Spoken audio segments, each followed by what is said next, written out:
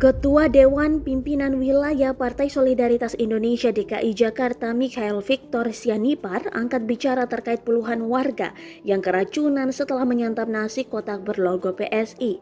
Dilansir dari Kompas.com Senin 25 Oktober 2021, Mikhail membenarkan bahwa pihaknya membagikan makanan tersebut kepada warga.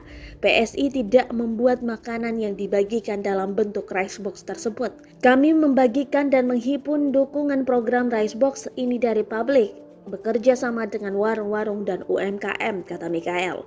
Sebanyak 23 warga RW 006 Kelurahan Koja, Kecamatan Koja, Jakarta Utara mengalami mual dan muntah setelah memakan nasi kotak berlogo PSI.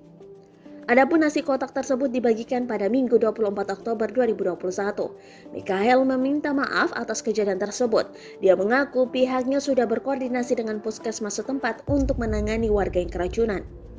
Adanya kejadian kemarin, kami telah berkoordinasi dengan puskesmas dan RS memastikan warga yang ditangani. Kami mohon maaf atas hal yang kita bersama tidak harapkan, tutur Mikhail.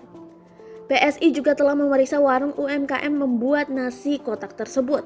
Kami juga telah memberikan bantuan bagi para korban keracunan makanan.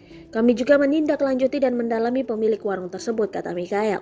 Sebelumnya, Ketua RW 006 Kelurahan Koja Suratman bercerita para warga menerima nasi kotak dari sejumlah orang yang mengenakan seragam merah pada Minggu.